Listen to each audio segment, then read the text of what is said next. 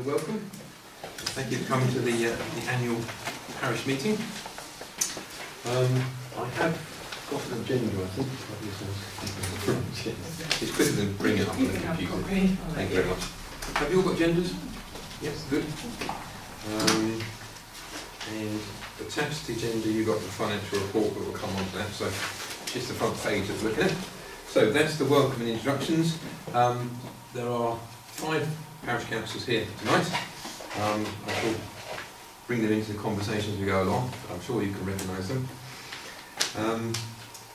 Apologies for absence. Anne and Rob. Okay, thank you. Right, the next item is to approve the minutes of the annual parish meeting held on the 22nd of May 2018. Now, really, this is only for the parish councils, because obviously we can't be sure how many parishioners were here last time. 12, but how many of the current? So, of the 5 parish councils that are here, are you happy that the minutes reflect what we discussed? I wasn't in attendance. You weren't, because you were very new, weren't you? Yes. If I can just, there were various reports and questions. A14 was on there.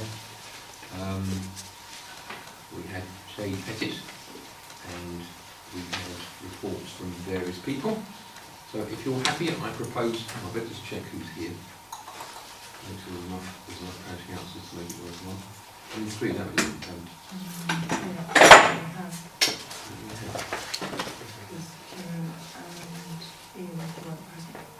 Okay. Sharon was here. Yes. Sharon was here, I was here, and if Peter and Sarah turn up, we can revisit that one. Yes, okay. Yeah. As always, there, it doesn't have to be parish that does that. I'm happy to accept minutes because I was present. If that helps. You're elected, you can go. Okay, fine. Just move Do you have a seconder then? Just move it along. Sharon's going to second it. All those in attendance are happy. Right, thank you. Thank you for that. Right, annual review of parish council business. Now you've seen the flyer that came round, had the report from the chair. So I'll sort of go through that, but not in as much detail. Well, I won't read it out verbatim. Just going to the council, the elected members of the council are unchanged from those that were introduced at the 2018 annual parish meeting. And their details are on the back of the flyer, so if you need to contact anyone in particular or need to know who's on the council, that's on the rear page of the flyer. However, we have had a change of clerk during the year, so this time last year we had Joe Perez sitting on my left, or Peter's left. We now have Nicola. In December, Joe resigned from the post after 5 years in that position. We obviously thanked her at the time, and I continue to thank her for her loyal service to the council, and hope that her new venture is going well. The process of finding a new clerk took most of the start of 2019, and Nicola came to the first meeting in 2019, March 2019.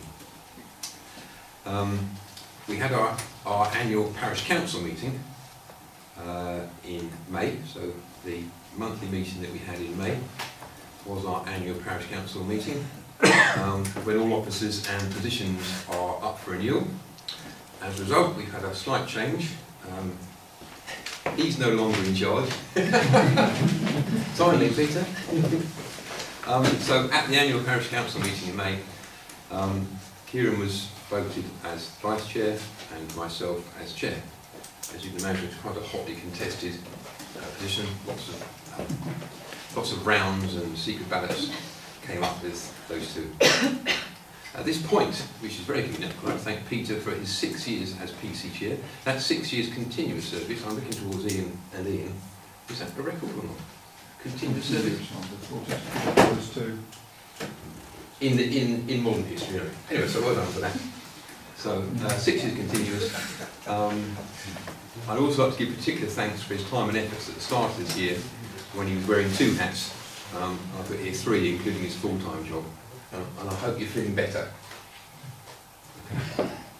First day back today. So. Good. Well, welcome back.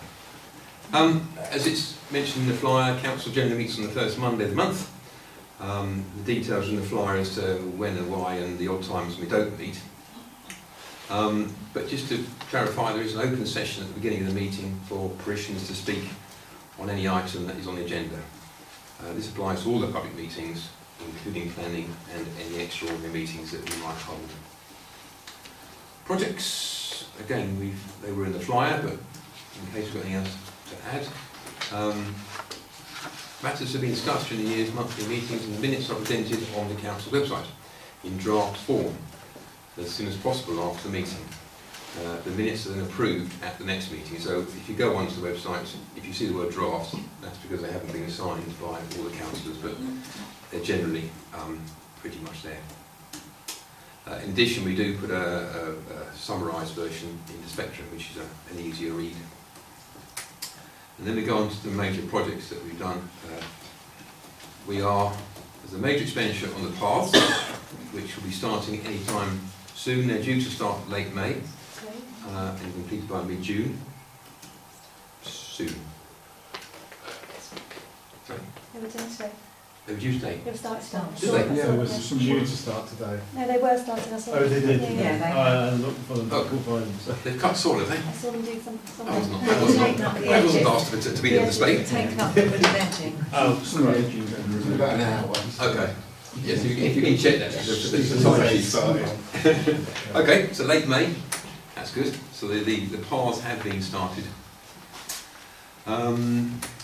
We've mentioned it many times, just be careful please, we'll obviously try and make sure that the works are sectioned off, but if you could be careful, because I believe there will be diggers and things, so you need to be a bit careful of that one. Traffic through the village continues to be a concern, and at the moment there's volunteers out getting bits of information that the police have requested to back up our complaints.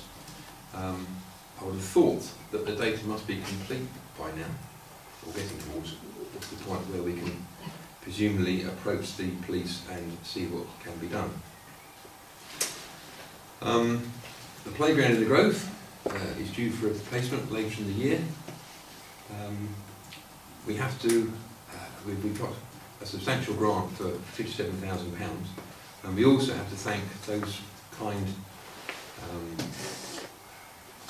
parishioners who donated money to us, and the groups who donated money to us. So that's been very kind. So the actual spend that the Parish Council needs to contribute should be quite reasonable because of those kind offers.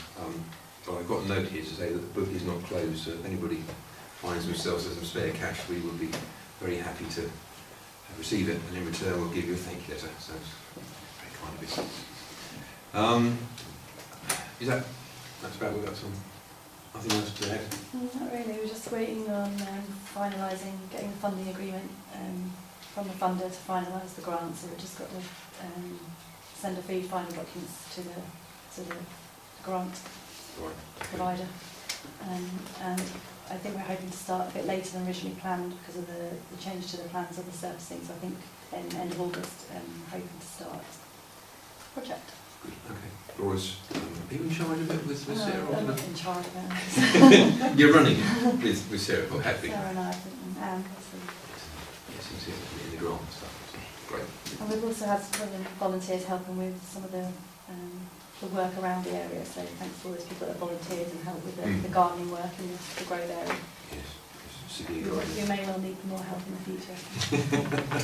Someone needs to thank you. Okay. Thank you. Okay, following on with the A14 that's happening behind us, the topic of cycle routes has been mentioned, either to Fenstanton or to St Ives. These have been discussed, because all the bridges feature an NAU, a non-motorised, a path for non-motorised users, and the discussion is going on as to how best to connect the villages via these paths. A grant was secured from the A14 Legacy Fund, and that is financing a feasibility study, which is due to be published. I'm looking at Ian because Ian's sort of a champion of this particular project. So. We've had their interim report, which was about 4.5–5 weeks ago. Mm-hmm. They will then pull their conclusions together about the middle of June. Right. We will then bring those conclusions to the village in a flyer and a meeting, an open meeting within the village here. Then we should have their final report by the end of August. So that's Right, the timing. Good. Okay. Excellent. Yep. What's the initial report hopeful? Well, what they were doing was that they were looking at the 5 routes that we had initially Right. highlighted. Mm-hmm. And they sort of, stroked their chin and sort of said, yes, very good, and all that sort of thing. Yes. They then added a 6th, which Okay. was a variation on one of ours. Oh yes. So a bit of good thinking on their part. Yeah. Yeah. And we're hoping that there could be 1 or 2 more like that. Okay. And we're trying to spark a bit of thinking from them. So, bit of progress. Good. And we had a meeting with the chap from Cambridge County Council, Mm-hmm. who ensures that we get value for money, because obviously it goes out to a third-party contractor. Who will cost it? Will that Labour responsible for costing it, or actually, because this is just presuming feasibility to see how much it will cost. Well, it's seeing whether the routes are possible Okay. at this stage. Right. Right. Yes, when we get down to cost, that's Okay. more in the future. Yes. Jumping under it. Yes. Okay. Thank you. Okay. And then finally, for the projects, planning permission was granted for the pavilion, and the new, it's the new layout, or the proposed layout, or the layout that's been approved by HTC can be seen on our website. So the details are on there. Grants are currently being sought to cover the substantial costs of the refurbishment. I mean, is that sort of in hand? Yeah, we're So- applying for, based on our previous figures, it's about 87,000. Mm-hmm. And the more letters of support from local sports clubs and organisations we can Mhm. get, the more likely we're going to be successful. So there's several stages of this application. So Yes. once you get through the first stage, then they'll want more information and more letters of support. Okay. So letters are coming into you, Yes. and then we can pass them on to when they're wanted. To, the clerk. Okay. Or people can just write to Nicola if anybody Just wants to actually write a write letter of support for... Happy to receive all correspondence. Yes. Right. Okay. Sharon's So- in sort of. You're heading up that group, aren't you? It's slow, You're all- progress because there's so many hoops to jump through. But Yes, it's a lot of money, isn't it? It It's is, a lot of money, yeah. so you can understand being a bit cautious. Okay. Thank you. So that concludes the project. I would just like to reel off some thank yous. Peter and Joe have had their thank you in the text, but no harm in continuing the thank yous, so well done. And shame Joe isn't here tonight, but never mind. I also wanted to mention Rodney Macon, because he used to cut the grass for us, and sadly he died in summer of last year. So the blue tractor and the 1950s gang mower is no longer a feature on our cricket pitch. So obviously we sent our condolences to the family, and John Carter has stepped in to do the cutting of the green as and when. So we also thank John Carter for the work he does around the village. I've also included here Duncan McMichael, because he helps John when we have directed hours, which generally includes the ditches. It's quite a sight when you're all dressed up to the nines in the cold, and then you happen to spy Duncan, who's actually in the ditch up to his waist in water, wearing a t-shirt. So you get your appreciation of how hard he's working. So thanks to Duncan. Bernie continues to be our handyman, litter picking up, and also he puts the bags out for the dustman, because the dustman will only pick up the bags from certain places. So on a basis, Bernie picks up the litter, and been doing that for several years. There's also a comment here about volunteers, which we heard earlier. We did have a session in the Grove, which was probably 3 hours, and was probably hard work, wasn't it? We made a good start. You were there, wasn't you? Yes. We made a good start, and I think it's showing how it could be, but it's also pointed out how much more work there is to be done. So I think the call will go out for more volunteers at some point, but this is just a sort of public say thank you to those who were there, and hopefully there'll be some more in the future. And I think we need to look after you better next time. We won't make it so long, and maybe we'll give you some refreshments, because it was quite a session, wasn't it?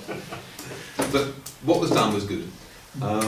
There's also been some volunteers around the green, cutting ivy, and also doing some tree maintenance. I think Ian's worked out that we saved getting on £1,000 by doing that work as volunteers rather than calling in the experts. And to dog walkers, because I'm sure there are dog walkers that walk around the village with little bags that pick up stuff. So thank you for all of you that pick up, well, besides what you might pick up from the dog that I'm talking about when you see odd bits of litter and things, so thanks for that. And I also want to thank my latest contact, Peter. I haven't checked that he's happy when I say this, so I'll just give him a name as Peter. I bumped into him recently. He was very ill last year, and part of the therapy is exercise. So he walks to Fenstanton and back, I think most days or every other day. Sometimes he just goes for a reconnaissance trip, but other times he goes to the bank. And on his way back he picks up litter on the verge. So if you've noticed that the verges between here and Fenstanton look a bit cleaner, then that's down to Peter. So that's a little word to him, so thank you, very public spirited. That's my bit wrapped up.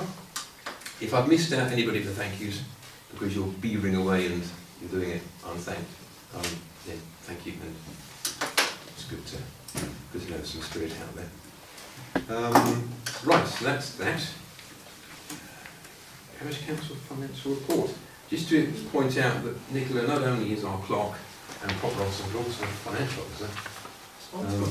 Responsible financial officer. And so you will need to turn over the pages, and I shall hand over to Nicola. Thank you.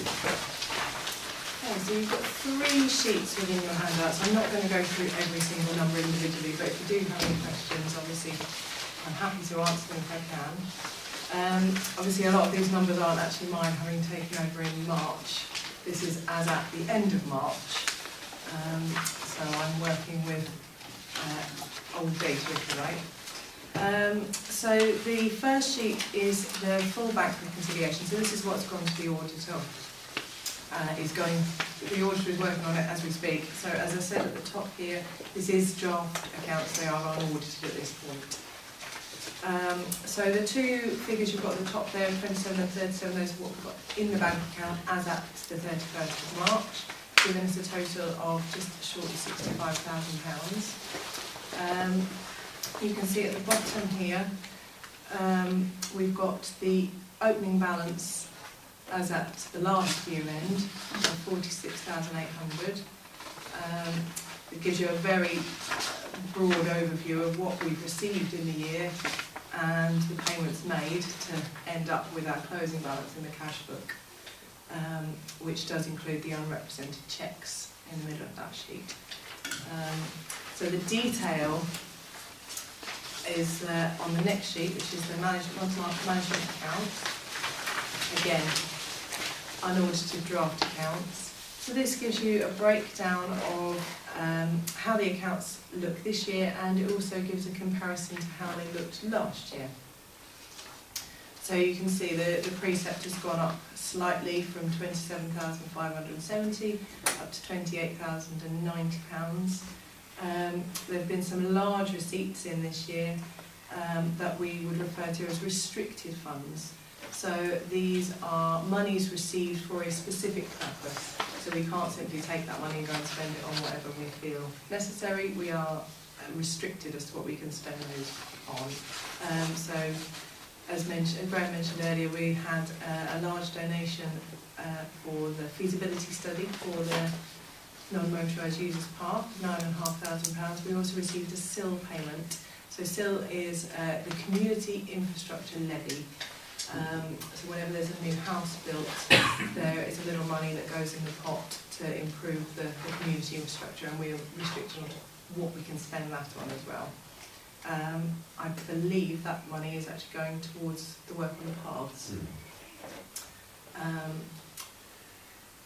So if we go down to the expenditures, you see obviously the salaries reduced this year, but that did include 2 months of no clerk. And Peter obviously as a councillor can't be paid for all the work he did as clerk.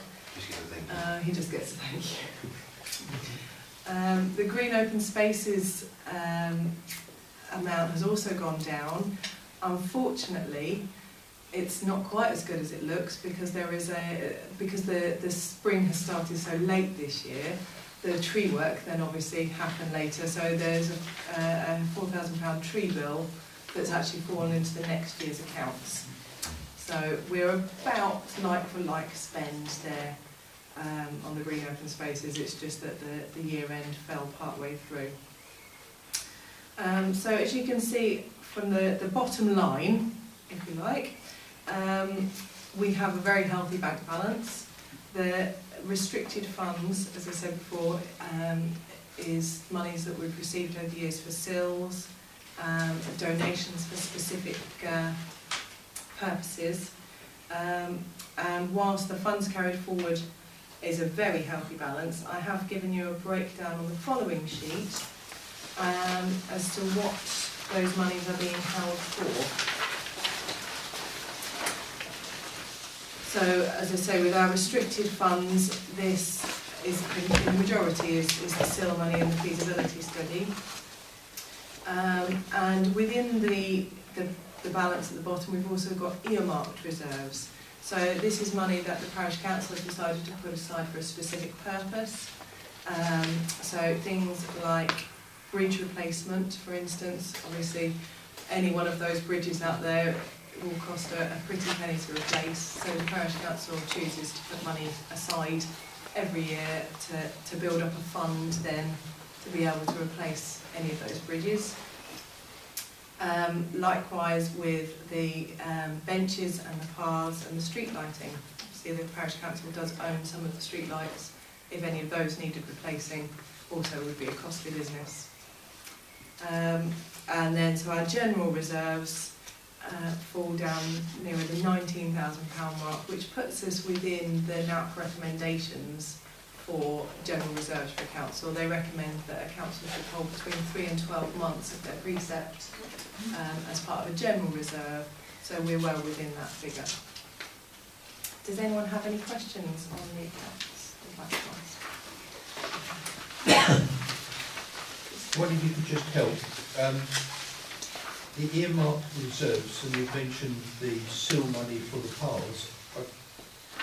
I'm trying to actually sort of square the funding in the top bit to the earmark, because I don't see a thing that says earmarked reserves for path.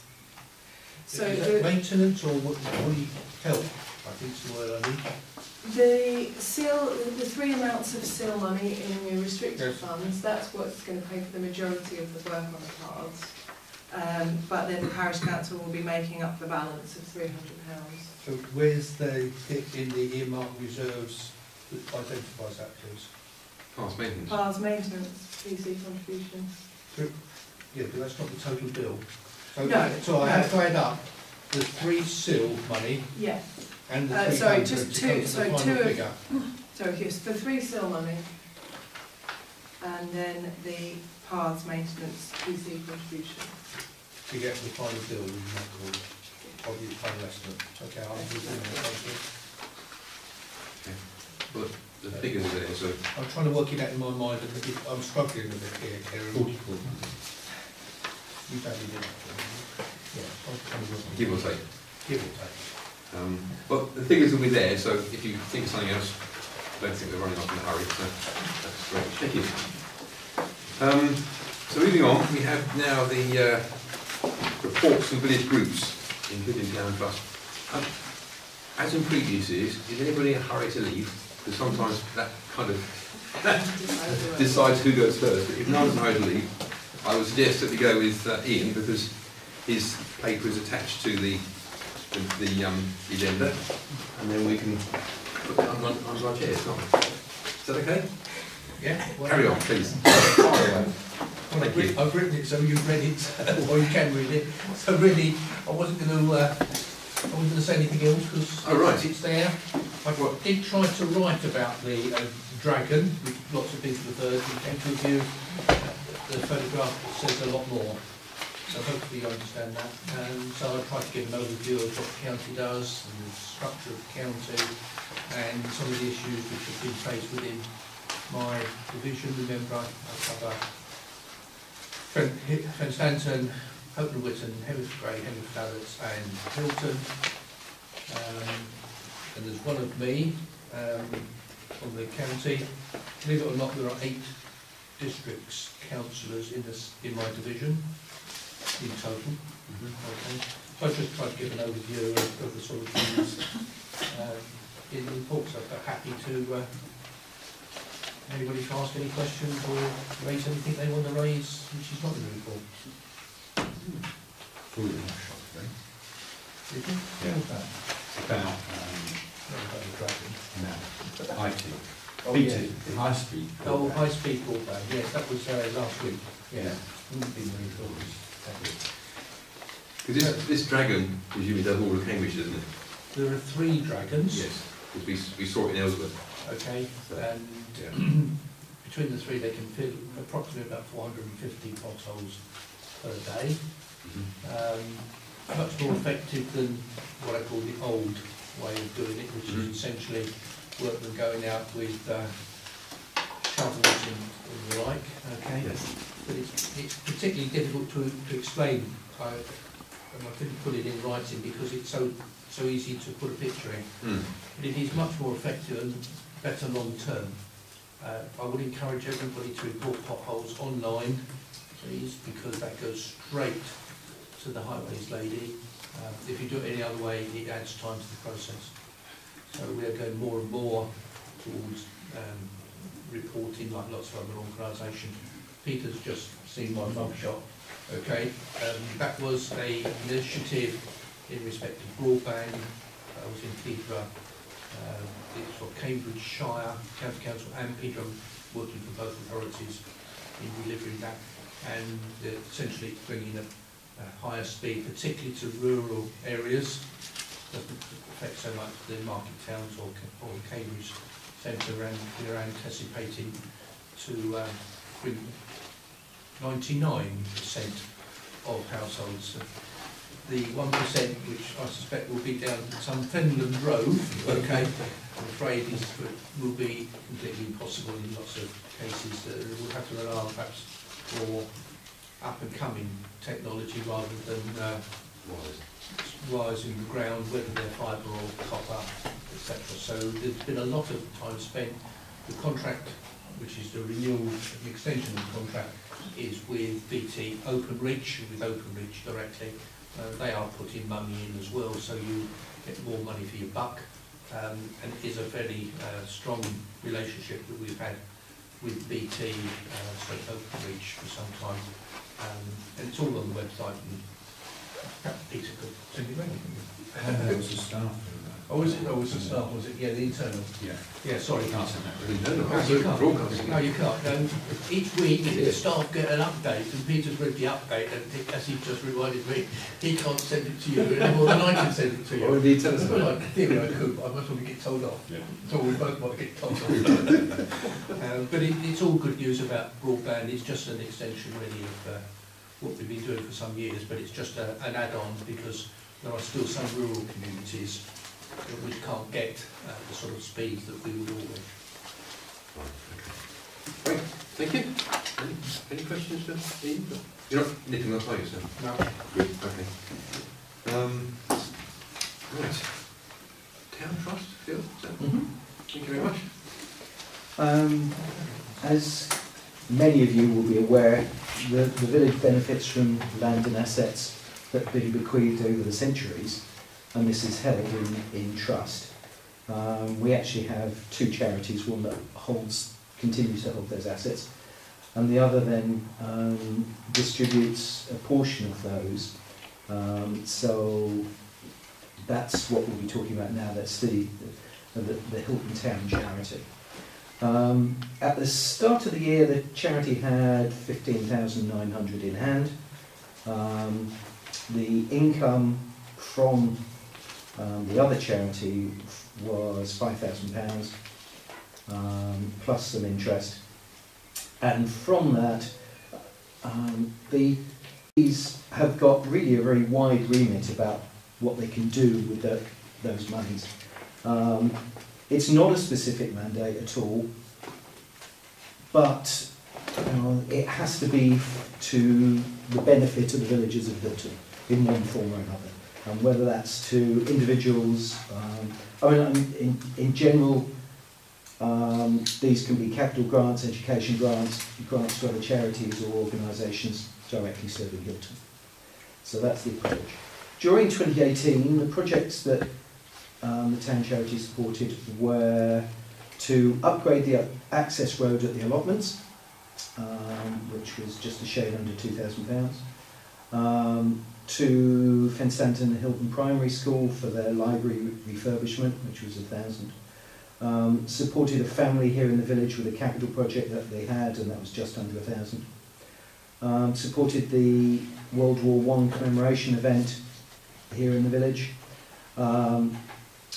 Also, there was a villager participating in a project supporting wounded servicemen. You can see from that the range of projects are really very broad. And there's also a Christmas hamper distribution which continues. So at the end of the year, the charity had in hand 16,295, and the expected income in 2019 is £5,000. So there's still the best part of 20,000 available for the various projects that are going on. I've got a couple of thank yous to add. The allotments in Potten Road have had a good deal of work during the year and into this year. Craig Sutherland and Mike Richards were involved in laying the roadway, and that really makes the site much more accessible. But really extra special mention has got to go to Alan Rule and his team for the amazing job that they've done cutting back the hedging and clearing the site of brambles, but also lots and lots of rabbits. That really makes the site so much more usable, so it's a big thank you there. There are spaces available if anyone wants to take on the enjoyment of working some land, just let me know. And already in 2019, charities has awarded grants to the speed indicator device project, the refurbishment of the playground, as has already been mentioned, repairs here to the village hall, and towards the forthcoming village pantomime. So again, many and varied. As always, trustees remain open to any proposals, either from individuals or community projects, so please get in touch.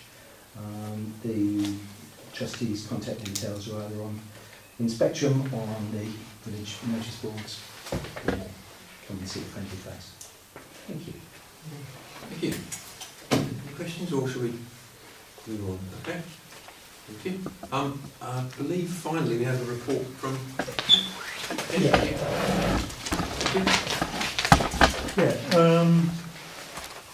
I think you're probably all aware that HAT was formed in 2008 by Bill Alford, who was on the Parish Council at the time, and since that time we still go on, and there's various projects that we're involved in at the moment.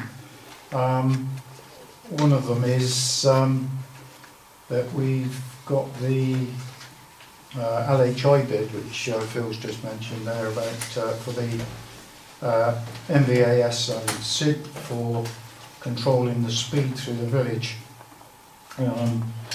It's a motor vehicle activated sign speed indicator device. What's that sort of stands for? And you know, while we're giving out thanks, we've actually got to thank Andy for this, because it's all down to him. It's all his hard work that put the bid together.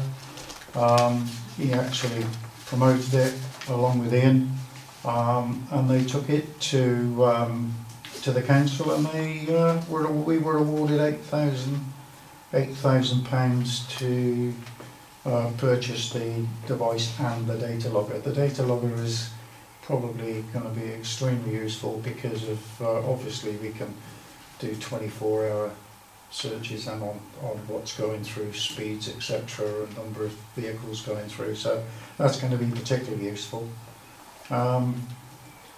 Speed continues to obviously be a serious problem.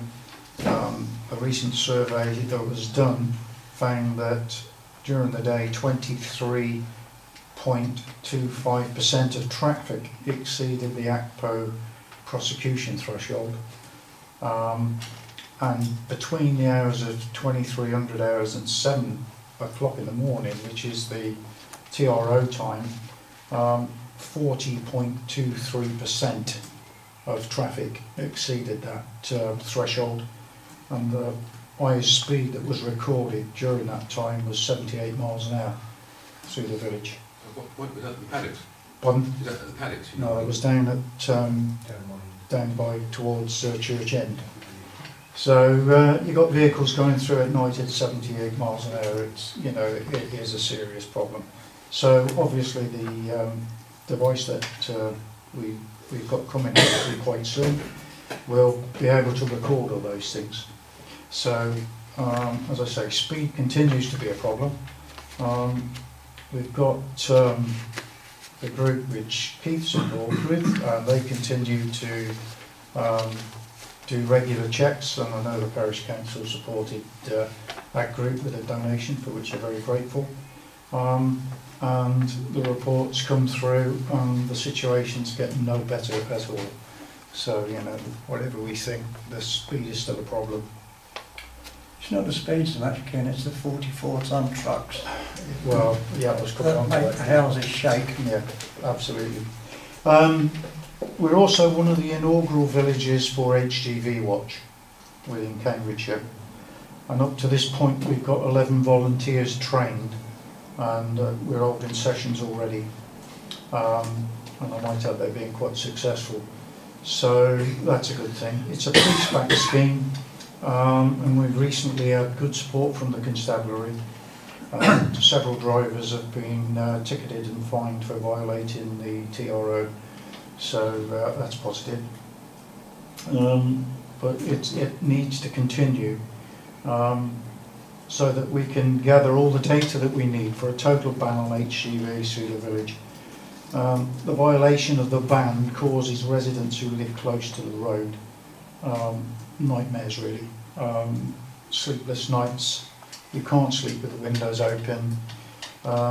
We've got people reporting articles falling off the walls due to the vibration of the trucks going through at night. And HGV Watch will continue to monitor that, and hopefully we'll start to see an improvement. I don't hold out much hopes, but you know, at least we'll have the data that we need. We're going to continue to hold those sessions, and we're also going to do a Lorry Survey, I think it's next week actually, where we're going to count every vehicle that goes through during the day, so that we'll have an up-to-date record of the numbers of vehicles, HGVs going through during the day. And we're also going to do an HGV watch session on the same morning, so we will start at 5 and go through till 11 o'clock at night and count all the vehicles. So that will be useful, obviously, because if we haven't got that information, when you go to try and get a overall ban, they'll say, well, what data have you got to back up your claims that this number of vehicles are going through? So if we've got it, I've got several that I've done in the past, so I know what the increases are likely to be. But once we've got that data, then it'll be good. And obviously our goals continue to be to create a safer village for all the people who live here and enjoy the place. And we just want to try and stop vehicles speeding and get the lorry ban up and running, so that we can make it a better place to live. All the information of surveys and everything, anything that you need to know about that, you can find on the village community website. And if you want any more, then please don't hesitate to get in touch. The one thing I would say, Graham, is I was quite interested in something you just said earlier on. And it's about the, I wrote it down, I can't find it. About the presentation that you're going to be making soon about traffic. You said at the very beginning about... Tonight? Yeah, you said it will soon be ready to be presented. Well, no, sorry, yes, I presumed, because we've had Peter and Ian and yourselves have met at Ian's house, haven't you? Yeah. And I remember the outcome of that was that the police wanted more information. Right. Okay. So I assumed that you gathered, or I gathered Well, we are sufficient gathering information such that yeah. their requirement, I mean, they were wanting more information. So presumably we must be getting close Yeah. to making that They presentation. specifically wanted speed watch info as well Yeah. from that meeting, and I know the meeting that the group was set up, but I don't believe it's met since, so that's a bit disappointing. Yeah, we that was the other thing I was just going to actually add to it. You know, the Speedwatch group that I think, Laura, you were trying to get Yeah, that I up mean, and there's running. been at least 4 people trained. Unfortunately, a couple of people that were trained have been unwell or out of the country, so they haven't been able to start a session. I know we were going to advertise to see if we could get more people in the village volunteering or to be able to be trained to try and increase those numbers. So it's good to hear there's lots trained for Lorry Watch, because it sounds like people are interested. We have put out a request previously for volunteers, and you know, several people have been trained. We need to probably just request more, but I did see a Speedwatch group at the end of April. I have contacted the coordinator. We've got someone in the village who's acting as a coordinator for Speedwatch. She hasn't got back to me just yet, so I'm going to keep chasing and see if and when they have done any sessions. But they haven't reported anything back to the Parish Council so far. Right. Yeah, no, to go to Graham's point is that as Speedwatch, you know, is a police initiative, they like that data because it's police supported and audited.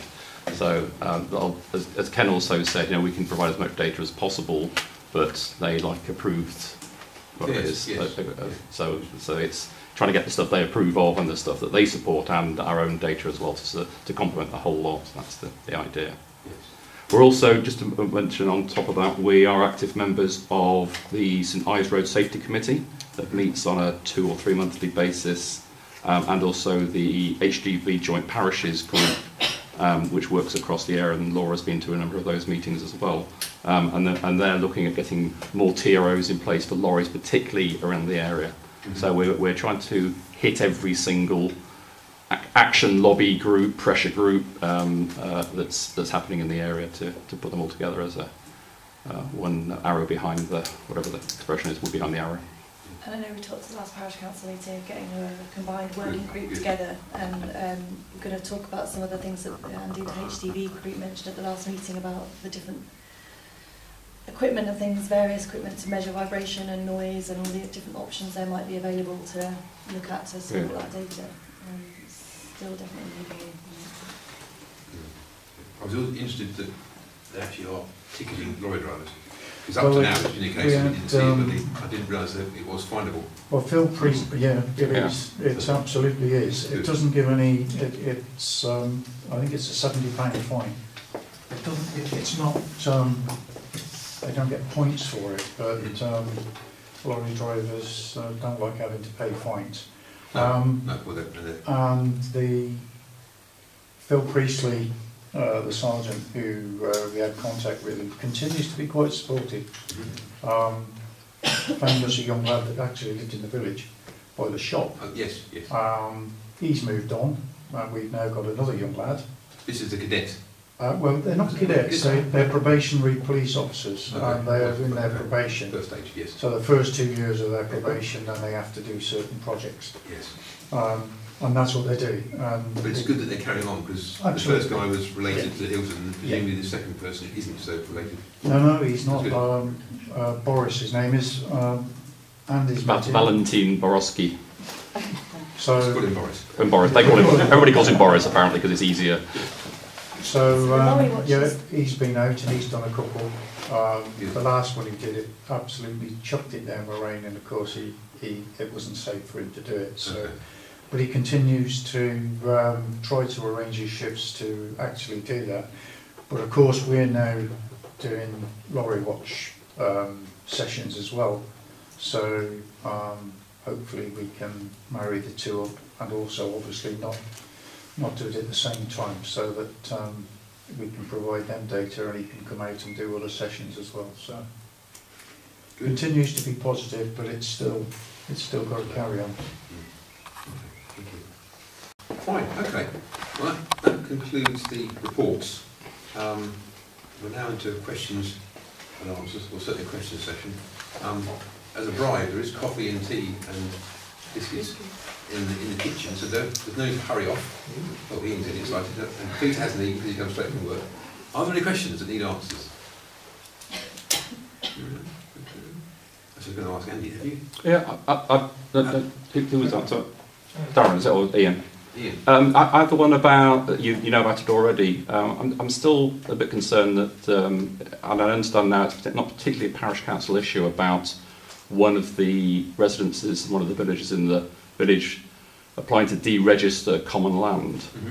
And in the past, of course, whenever we've had any issues about use of the common that the parish council owns, has been severe, I guess, rejection of that. And I guess one of the points, whether that's good or bad, and it's maybe a separate issue because this isn't owned by the parish, but it is part of the common, is whether the parish council should be maybe a bit more interested in why that's happening. But also, like before, when there's the question about extending the graveyard, and I think Kieran brought up the point that if you deregister common land, you have to provide an equivalent area somewhere else to make up for it. Is that something that's going to be asked of that person to do that? So our common doesn't get reduced in area. And as the parish council owns most of that land, I would hope it's more of interest to you that does take place. I think you've been in communication with his own few knocks back, and hopefully that's addressed it. Well, not really addressed the fact that the parish council didn't seem to be particularly interested in it. So. Well, I think the emails did. I think they explained our position. But I mean, having said that, it is a public document.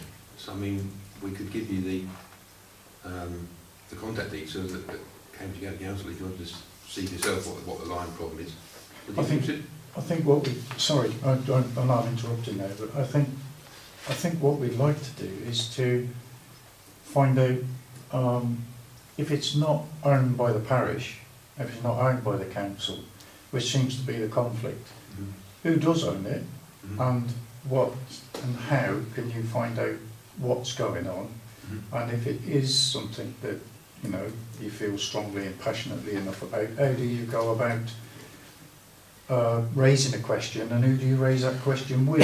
Yeah, the information has come from County Council, and it's pretty detailed, and they tell you the grounds upon which you can object.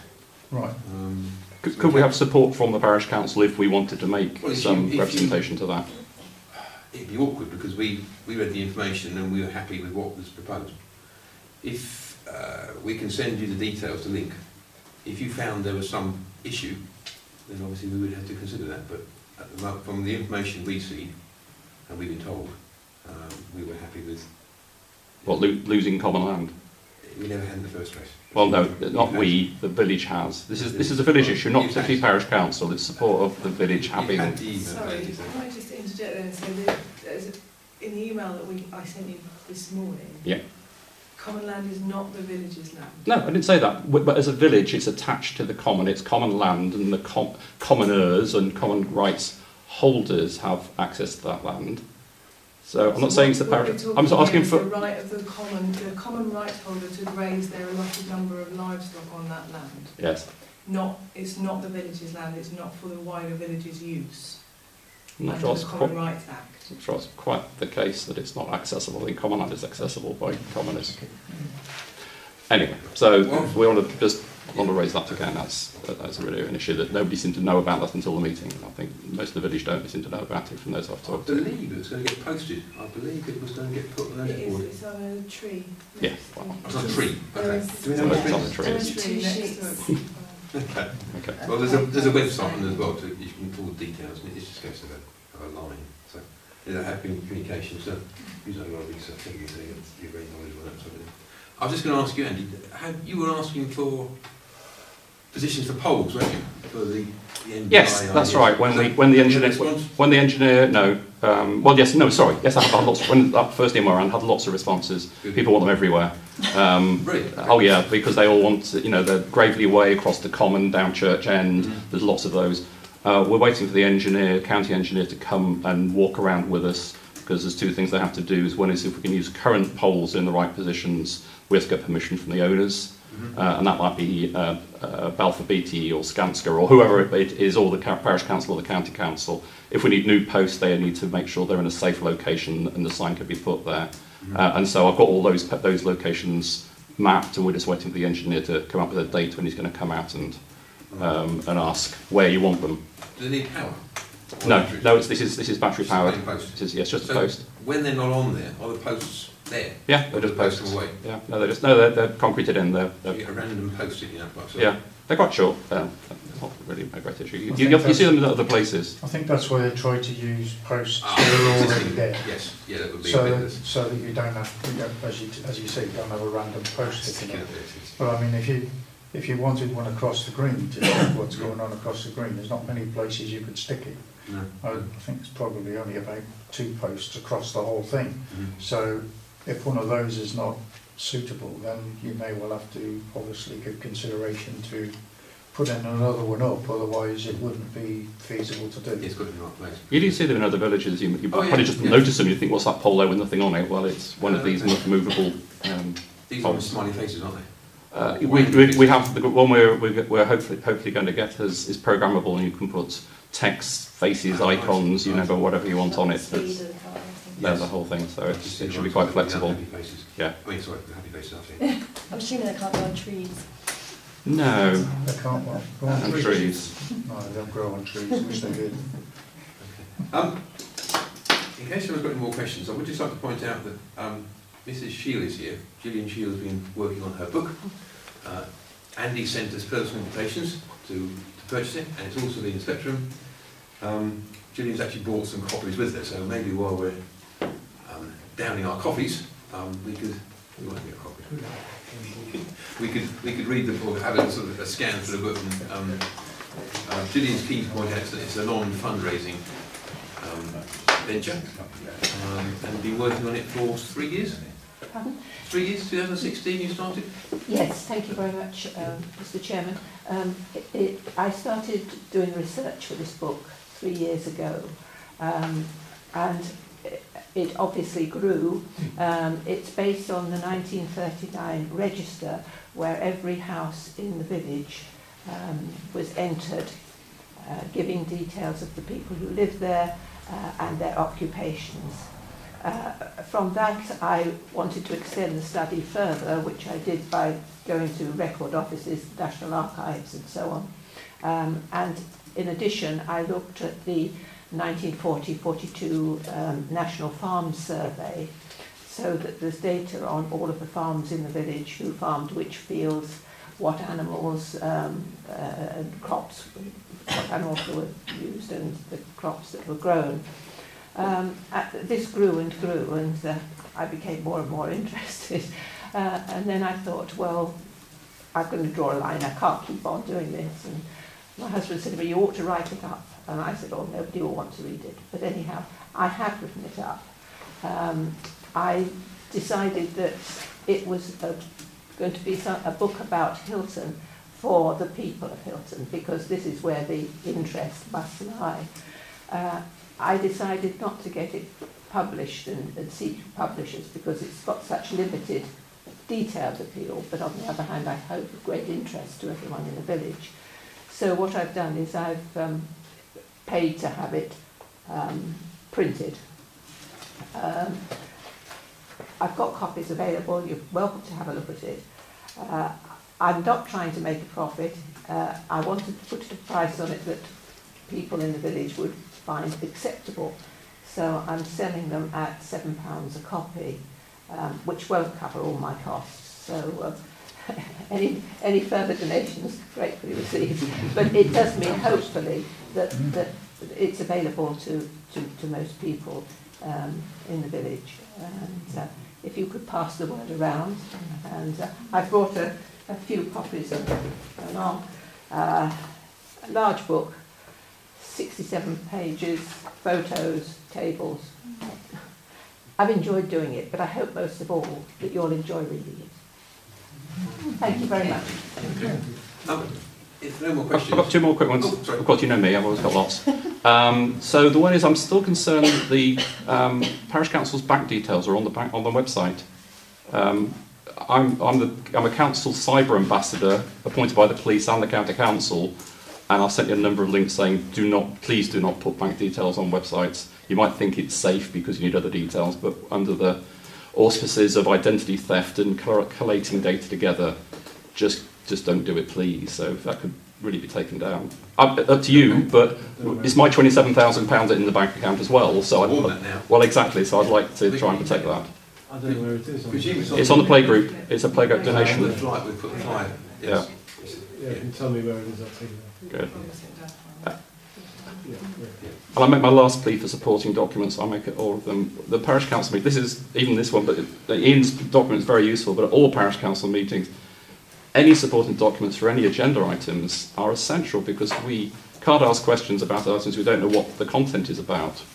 So I'm sure that a lot of information is in the public domain or could be in the public domain and isn't private or confidential. So can I please ask in future that all parish councils, and I know Nicola's producing really good appendices for all of those items because I see them now added onto the agenda saying that you're producing those. If some of those could be made available before the meeting to give us a chance to understand what that content might be, then it gives us more value and you might get more people coming to the meetings as well.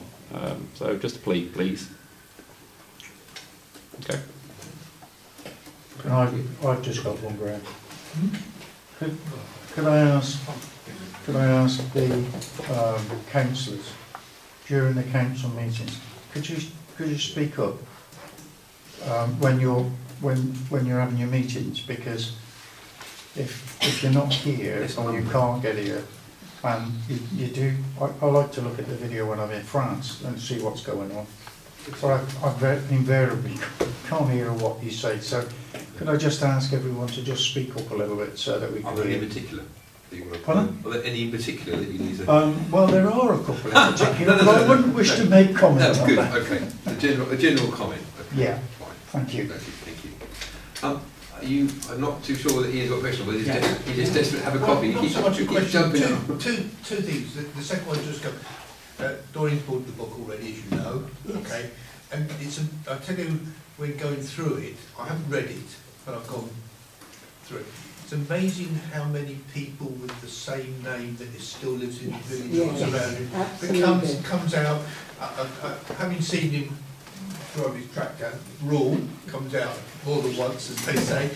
What the unusual bit? Sorry, I'm giving you a bit of a plug here. Okay? I'll carry on. There are a lot of well-known names which still live or have contacts with the village, and actually that's the when you go through it, it just came over. Oh, a couple of pages. Oh. You know, I know the name. In fact, I still know some of the relatives because it's the grandson or the great-grandson in some cases. So, well worth a read. And local villagers as well. A name of a university friend of mine happens to live in Hemmingford. Total coincidence. Yeah. His name was in there as a surname, and I said, "This can't be you." And he said, "Oh yeah, that's my uncle." Yeah. And he used to come here and deliver bread to the pub, and he got fined by the police for drinking outside of hours, so did the landlord. And those anecdotes are wonderful, and Gillian's done a super job of pulling those anecdotes into the document, so I would... But let's hope there's nothing in the tea. Yeah. Okay. Not so much of a question, Graham, it is, I think it's quite important for the village to understand what the... I understand your projects, and thank you for doing the circular width around. Okay. I think it would be useful actually for the village to perhaps think about what the parish council have plans, not just the ones which you've already reported on, but what your future plans are. So lots of village, I go to, I've given Nicola one of mine and she can have the next one that I've brought with me, which I've covered. So lots of parish council meetings around this time. I've been to 3 already, this last week and this week. And quite a theme actually is for the parish council to say what they're going to do next year or the year after, and what they think about they might have to fund or not, etc. So my request really is not an answer for tonight, but I think it's important for the parish to actually start to think what they want to do in the next couple of years. It's a theme that I'm picking up in going around villages, hearing the same sort of thing. Well, what are you going to do next year? Or what are you going to do? Okay, and I think it's sometimes you perhaps need to put it on your agenda, think about it, and come to a view as the case may be. So it's not really I'm not expecting an answer. That's a good idea. Yeah, Thank you. but it's also beyond The buffalo's on. Yeah, I'm going to make Brilliant. tea and coffee. No one's going, so I think it's a